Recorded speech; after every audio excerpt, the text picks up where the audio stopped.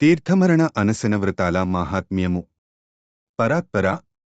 అనశన వ్రతం చాలా గొప్పదని విన్నానుగాని అదేమో తెలియలేదు. అలాగే కొంతమంది తీర్థములలో మరణిద్దామనుకుంటారెందుకని? దయచేసి నాకివి చెప్పండి అడిగాడు గరుడుడు. చెప్పసాగాడు విష్ణువు. తార్క్ష్య. మృత్యువు రోజుల్లో కొచ్చేసిందని అర్థం చేసుకున్న జ్ఞానులు కొందరు 3-4 రోజులలో పోతామనగా అన్న జలాలను విసర్జించి దైవచింతనలోనే గడుపుతూ దైవంలో కలిసిపోతారు. ఇది ఆత్మహత్య ఏ మాత్రమూ కాదు. ఇదే అనశన వ్రతం. ఈ విధంగా ప్రాణత్యాగం చేసినవాడు మృత్యువు దరిజరగనే వచ్చి నాతో సమానుడైపోతాడు. అతడెన్ని రోజులు అనాశన వ్రతం చేస్తాడో అన్ని శ్రేష్ఠ యజ్ఞాలను సమగ్రంగా సంపూర్ణంగా సంపన్నం చేసిన ఫలాన్ని పొందుతాడు. సన్యాసధర్మాన్ని స్వీకరించి ఏ పుణ్యతీర్థంలోనో స్వగృహంలోనో ప్రాణత్యాగం చేస్తే ఇందాక చెప్పిన యజ్ఞ ఫలానికి రెట్టింపు పుణ్యాన్ని సంపాదించుకోగలడు. మహాభయంకర రోగంతో బాధపడుతూ మృత్యువిక రోజుల్లో ఉందని తెలియగానే నన్నే ధ్యానిస్తూ అనశన వ్రతం ద్వారా ప్రాణత్యాగం చేసిన వానికి ఉత్తమ జన్మ ప్రాప్తిస్తుంది.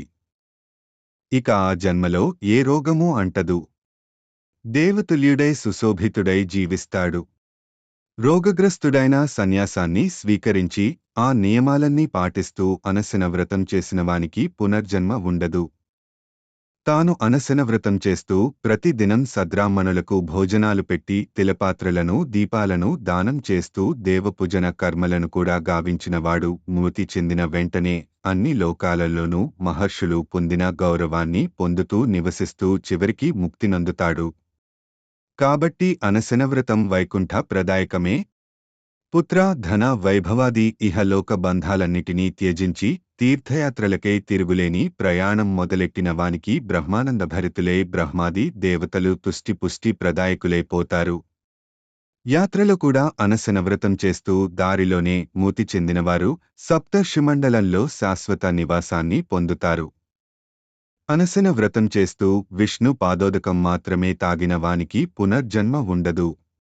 తీర్థయాత్రను చేయకుండానే మధ్యదారిలోనే మరణించిన అనశనవ్రతికి దగ్గరగా రావడానికి యమదూతలు ఇష్టపడరు.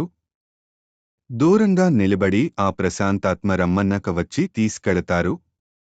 అనశన వ్రతం చేయకుండా కొంత వయసు పైబడ్డాక అన్నీ వదిలేసి తీర్థంలో నివసించి మూతి చెంది వారికి అద్భుత ఫలాలుంటాయని విన్నావు కదా. పుణ్యతీర్థ నివాసి ఏదైనా పనిమీద పక్క ఊరెళ్ళి దారిలో చనిపోయినా అతనికి పుణ్యతీర్థ నివాస మరణపుణ్యాలు దక్కుతాయి. మరల పుడమిపై పుట్టినప్పుడు ఉత్తమ దేశంలో ధనము విద్యా పుష్కలంగానున్న బ్రాహ్మణ కుటుంబంలో జనించి గొప్ప విద్వాంసుడు వేదజ్ఞుడునైన పండితుడవుతాడు. అనశన వ్రతమెన్నాళ్లు చేసినా చావురానివారు క్షేత్రతీర్థాలలోనే ఉండిపోయి చాంద్రాయణ వ్రతం చేయవచ్చును. వారు ఇంటికి మరలివచ్చి బ్రాహ్మణుల ఆజ్ఞను పొంది ప్రాయశ్చిత్తమును చేసుకోవచ్చును. స్వర్ణ, గో, భూ, గజ, అశ్వదానాలిచ్చి మామూలుగా జీవితాన్ని గడుపవచ్చును.